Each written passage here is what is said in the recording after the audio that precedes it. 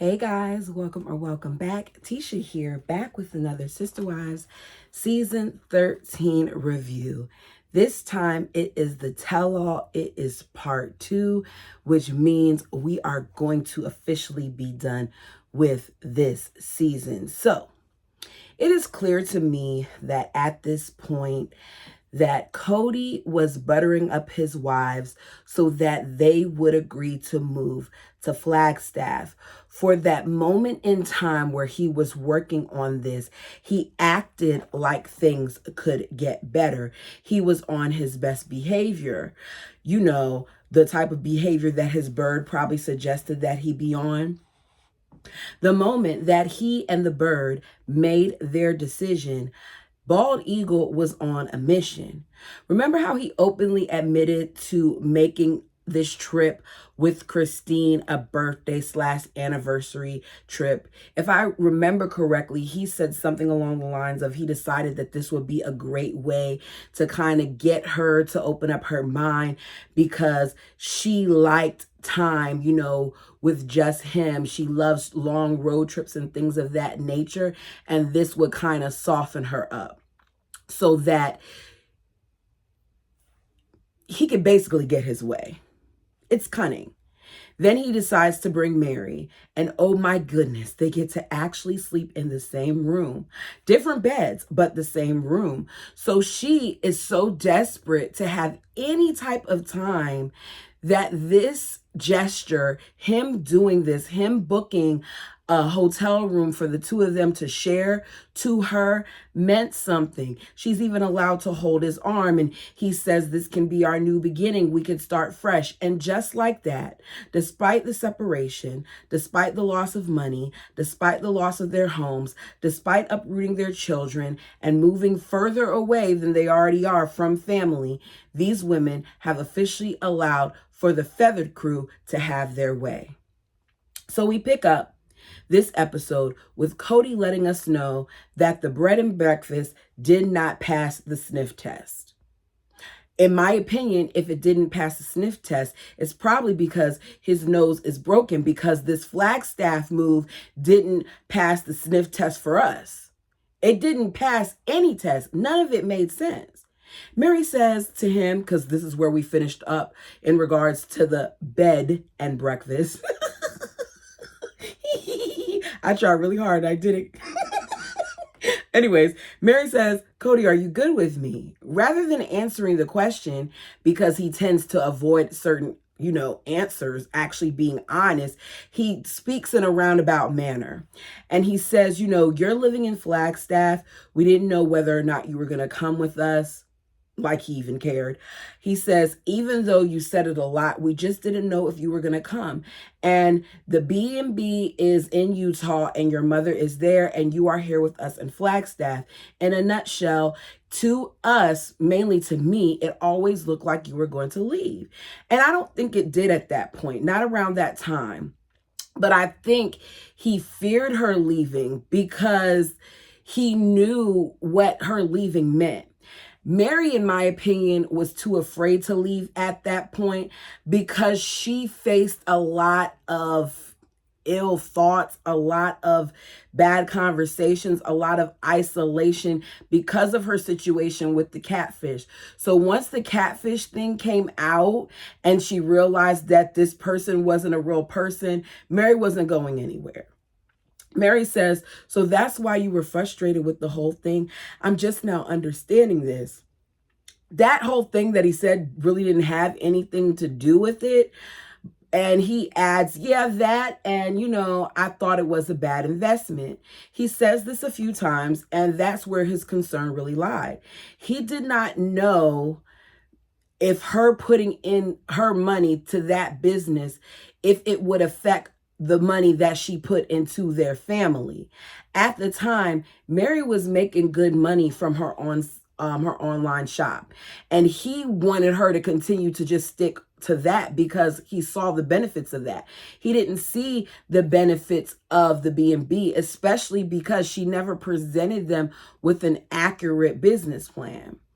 but the family didn't put anything into the property, so he really shouldn't have been concerned. And I don't understand how it could have hurt him, but he, just wanted to keep harping on it. He says he was looking at it as Mary is looking for an out. She didn't need an out, though. She had plenty outs, because we've seen the many ways that he hasn't treated her nice and that he hasn't been a husband to her. Kody likes to act like Mary is just this vile human being that does all these sabotaging things, and she does this and she does that. Is she annoying? Heck yeah, she's annoying. But Kody isn't a good man. He's just not. The host says, it's interesting that you're just now realizing this, Mary. And Kody and the bird are like, we had this conversation already. These people don't listen to each other. As usual, during this whole tell-all, we heard a lot from the bird. The bird said that there was tension and stress at the time in the family. So you were saying it, Mary. Mary, you were saying that, you were going to stay, but on a relationship level, it felt different. I don't even understand what the hey-ho she's talking about. I feel like they wanted to punish this lady for the rest of her life. And if she continued to stay with them, if she continued to just hold on like Robin has asked her over the years, that they would have continued to punish her and to isolate her. Because if the relationship was still struggling as badly as Robin is making it sound during that time, then they should have instantly told Mary that they didn't, desire to help her with her business, rather than having all those unnecessary conversations if the relationship was really that bad off. But you all let me know how you feel. Kody adds, I'm glad that, she has the business in the family. I'm not saying it was a great investment, but it was special to her. Once again, having to dig and let us know that he was against it. He says, and I'm glad that you're here in Flagstaff. He's glad because he has that money, honey, because he makes it seems like he's happy that she's there, but it doesn't have to do with her presence in being there. It has to do with her finances. We talk about Christine and Mary's relationship and how it used to be fun and how they aren't comfortable with each other anymore. And the host asks, has things gotten better since that conversation? And after all of this, we're told that it's still a work in progress. They're still working on it. I don't understand how they keep getting away with not telling us the real issue. Christine says it's just not the best situation, because even if we're completely over something and we're better, watching these old clips bring it back up. If you are truly over it, then watching it shouldn't bring it back up. It should allow you to push through and see how far you've come. But the thing here is that they've never truly been over it, because they have the same conversation time and time again. It doesn't take that much. Forgive and move on, but they don't forgive. Mary says they just need to figure out what and when they're going to do things differently. They didn't want to move on or address the issue. It's the same thing over and over and over again. I think that it was Tulips and Cats. Matter of fact, I know it was Tulips and Cats, because I tried to find the comment, but I couldn't find it, where she said that one of the issues that they're not discussing is that it was revealed that part of the problem with Christine that she had with Mary was basically that she didn't like the way that Mary was treating her children. We've heard this in some ways over the years, but the bird, Robin, Sob'em, Liebrows, Rob'em, Crybaby, whatever you want to call her, Nike check as I used to call her, she's the one who brought it to Christine's attention. But yet we're not being told this.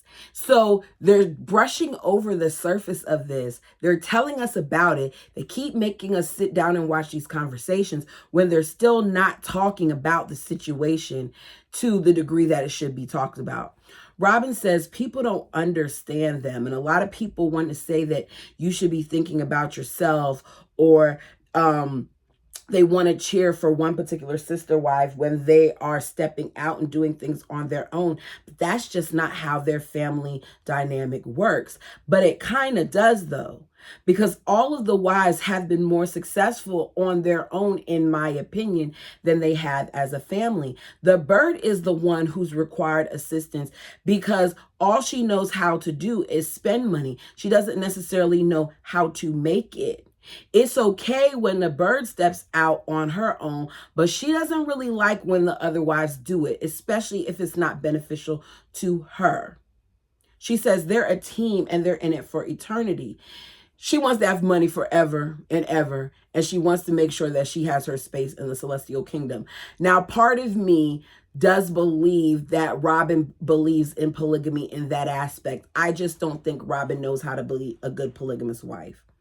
She says the group interest serves them personally as well. We then get more polygamy talk. They get on the subject of Aspen and Mitch. It's a load of crap. Once again, Tulips and Cats pointed out how Mitch and Aspen, and I think I saw someone else say this too, that whole conversation that we saw, that they gave us several clips of where they looked very uncomfortable, and a lot of it spoke on it in the comment section where the subject of polygamy came up. What Mitch and Aspen have now came out and said is that production is the one who tried to push that narrative, that they were uncomfortable in that setting because while they were questioning them, they were trying to kind of guide them in another way when that's really not how they were feeling, which is why sometimes Aspen's response kind of throws me off in their body language, but it was because they were both uncomfortable in that moment. And I think that these are the type of things that I want to hear more of from these kids. And I want TLC to stop playing with us because they did seem awkward on the couch. And I'm tired of them feeding us storylines for something that's supposed to be reality. This family has enough crap going on in it that you can tell us the truth and we'll still watch. We'd actually prefer the truth. Christine says, Aspen is just whipped over that boy. So, she's not really, she used to be open to it, but now that she's whipped over that boy, she's not really thinking about polygamy. And Kody says, Mitch isn't going to push her, implying that it's something that Mitch wants. We're reminded by Robin that, a man cannot look for a wife. The women has to be the instigator. Like, women have to want it. Interesting choice of words that she said, instigator. The bird says that, the men in their church that are looking for wives are considered pariah, that the ones that show up at events and it's just them and they don't have their wives and things of that nature. Well, then can we call Kody pariah? Because you saw him at several events where all his other wives weren't at. It was just the one. Mary let you tell it. So is Kody pariah too? So she says they stay away from those type of men. Kody says if his wives say, I like her, what do you think? Then he can entertain it. But he can't say, I like her, what do you think? And he says, that's what happened when it came to Robin and I. Mary elbowed me and said, what do you think? And I went, yet another lie. And he's so comfortable in complimenting Robin in front of the other wives. Meanwhile, very rarely does he do that to the wives. He said that, he had to pray about it. He didn't get the revelation at first. We're reminded about the comment from Janelle, the 5 to 10 to 20 years may be hard. They're laughing, but to me, there's nothing funny about it. I get marriage takes work. I'm not married, nor have I ever been. Furthest I got to it was engagement, and that was enough work for me. But there's something about how it was said that makes me feel like their marriage requires much more work than other marriages. Then the legal marriage documentation is brought up because if you guys remember when Christine saw Aspen and Mitch's license, she became emotional about it. And the bird says, Christine brought up the marriage certificate and I don't even know if I have my piece of paperwork. Why is she so full of bleep, bleep, bleep, bleep, bleep, bleep, bleep, bleep, bleep, bleep, bleep, bleep, bleep, bleep, bleep, bleep, bleep. Like a lot of sugar honey iced tea. That's why I did so many bleeps. She is so full of crap. She knows exactly where that paper is. She knows.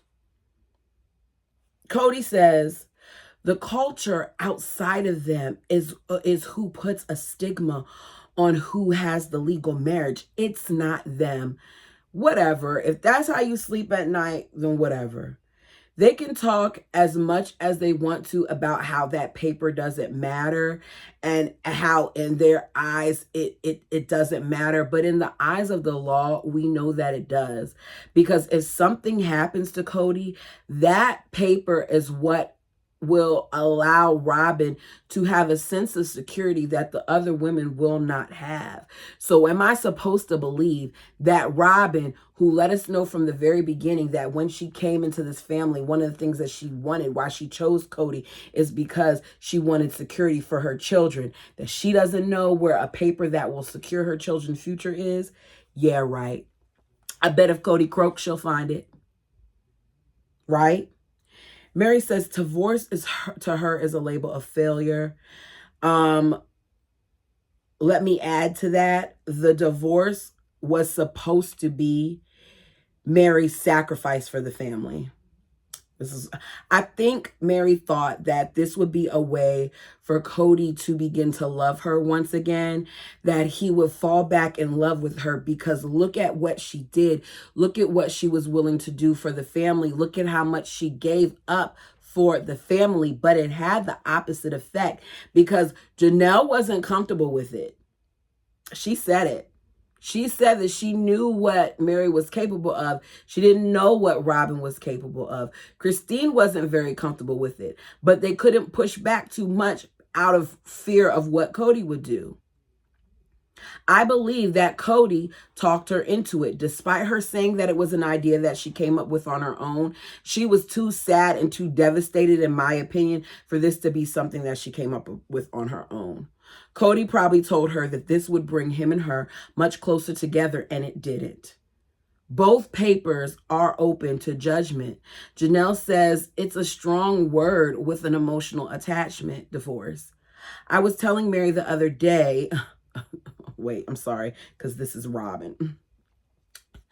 I was telling Mary the other day that your divorce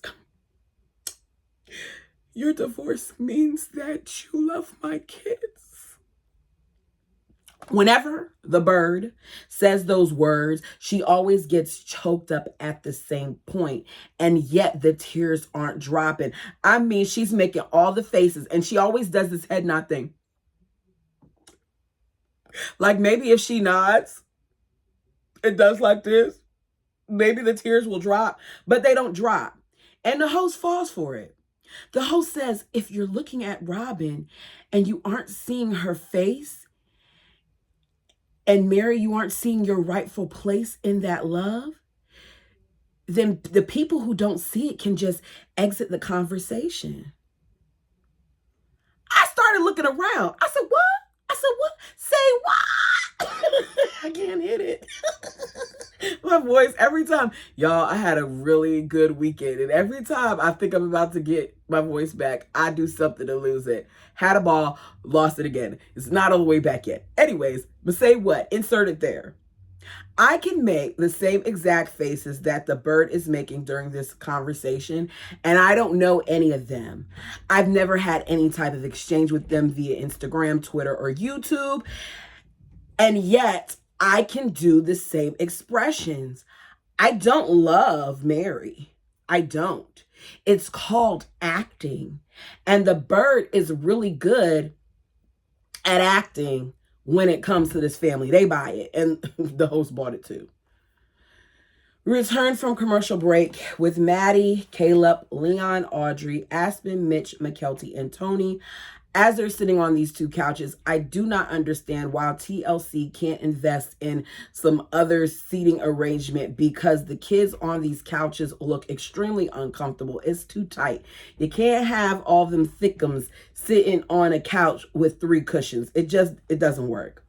So Maddie said, in regards to the move, she was sad about the move, but she looked at it and was like, you know what? Yeah, we came here for my family. Yeah, I'm upset that they're leaving, but we don't really like Vegas. Vegas was never going to be our permanent spot. So they decided to move too. Aspen says that at this point they had been there for 8 years. So Vegas did feel like home to her, but she knew what her plan was. And she's like, despite the others saying that it didn't feel like home to them, it felt like home to me. We then get to see various clips of Aspen as she prepared for her wedding and how she went from being more, soft spoken to making sure that her voice was heard. And she admits that she needed to do that when it came to her wedding because everybody is so opinionated, and she noticed that at one of the venues that their voices were not being heard, that her and Mitch's concerns and thoughts weren't being vocalized because they were being overtalked or they weren't being listened to. So she stepped up and she did. The host asks, how do you feel about how assertive a lot of the personalities are in the family? And Mitch says, I'm a go with the flow type of person. I'm okay with, that. Tony says he likes how assertive the women in the Brown family are, as does Caleb. Most of these kids seem like they have calm partners. I think that Tony is annoying. I think that Tony vocalizes things too much. I think that he has a tendency, especially now on Patreon, to speak for McKelty or speak about things that he shouldn't be so vocal about. But I feel like he does sometimes appreciate when his wife has something to say. So Caleb says that he loves knowing what his wife is thinking. He doesn't have to wonder about it because Maddie will tell him, look, so I was thinking this. And as he's saying it, I said, okay, Caleb, I get it, because communication is important and it is okay to be the calmer person in the relationship. Just make sure that your opinions as the calmer person are being considered too. And it seems like him and Maddie, as well as the others, have mastered it because they're all still married. The word catfish is said, and you hear Leon sigh because they are over this situation just like everybody else. We get clips, the same clips that they had seen about the lady coming to tell her story. And the host says, this year your mom seemed like, she needed more closure. So she brought a friend to help, you see the other side. A lot of us agreed that this is not why Mary brought that person or the other lady to the show, that Mary basically was still trying to clean things up. And Leanna's like, look, things are not perfect with, my mom, but we have a good relationship. I love her. At that point, I didn't need to meet her friend. Audrey says, we basically agreed to listen to what Mary's friend had to say because we know that Mary needed us to acknowledge that she wasn't alone. I think Mary needs to be grateful that Leon to this day has not told us what they know, because there's a lot more to this situation than what we're being told.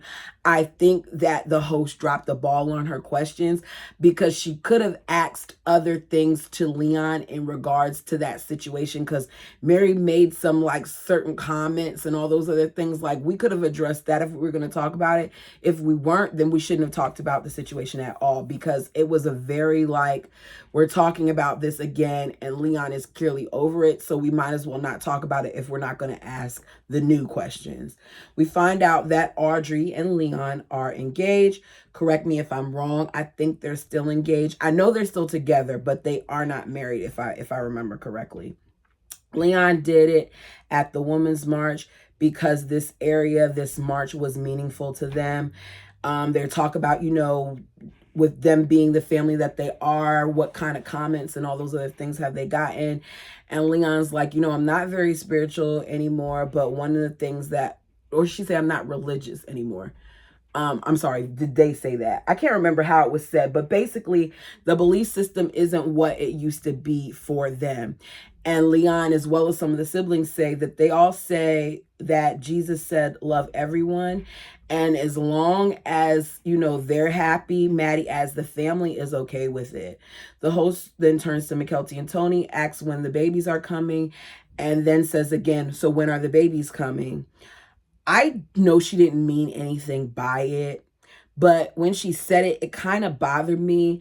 Y'all, we got to be careful with the asking this question. Unless you know people personally and you know about, some of their things, don't ask that question. And I guess one of the reasons why I'm saying that is because fertility is an issue for some people. There are many women who have miscarried, and you don't know that they've miscarried until they come out and tell you.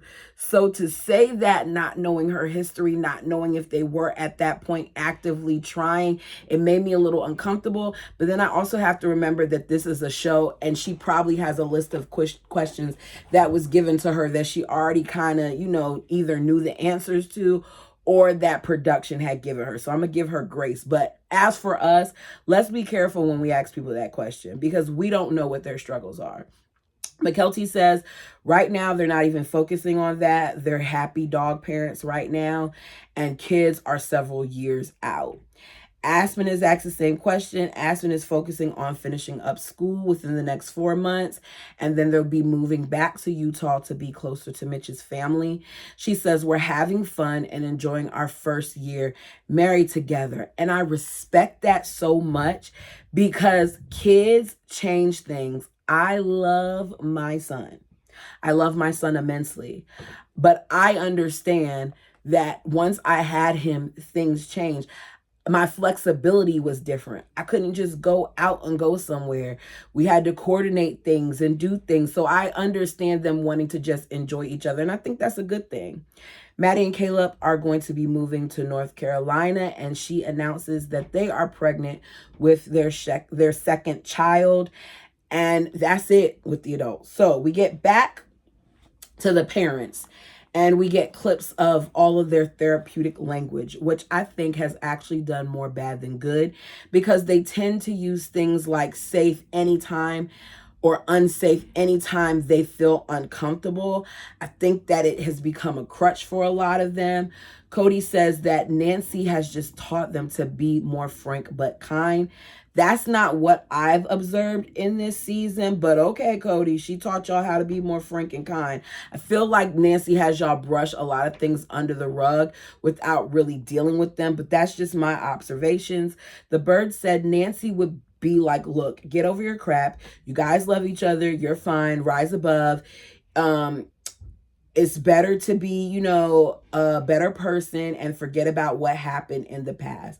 I'm telling you, them shedding light on Nancy, to me, this isn't, saying that her services are good. Janelle says therapy has been good for them. Robin says culturally we're supposed to hold our emotions in and work it out with God, which we have read that in the past in different books that we've read. She says in the past, if a plural family went to see a therapist, we'd be told that the problem isn't with us. The problem is with polygamy, that polygamy is the problem. And a lot of times that is not the case. If Robin says so, because I think that a lot of the Browns' problem is a combination of them and also their personalities and also polygamy, because their personalities clash on so many levels. I remember in reading Joe Darger's book with his 3 wives, one of the things that he stated in the book was that he didn't just date his wives, that his wives dated each other in a platonic way, of course, but they made sure that their personalities matched, because it was important, because even though they weren't all going to be in the room together at various times and all these other things, they were going to have to work together for the rest of their lives. And Kody did not make sure that these wives' personality matched. All Kody was worried about was Kody, and it shows in the dynamic of this marriage. You see it, time and time again. Christine says that the show has made them extremely vulnerable. That she looks back at certain episodes and she'll be like, I can't believe I did this, and I can't believe I did that, and I can't believe I was misbehaving like that. I hate when she speaks like that. I hate when she uses the word misbehaving like she's a child, and it just shows how much at times that what they're taught comes to still plague them in adult life. We can kind of see in this episode that Christine was battling right here in this tell-all.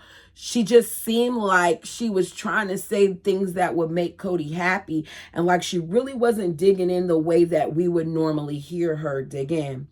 We then get a bunch of dance clips of Kody. They ask the family who's the best dancer. Christine turns around and says Kody, goes back to me saying she was trying to stay on his good side.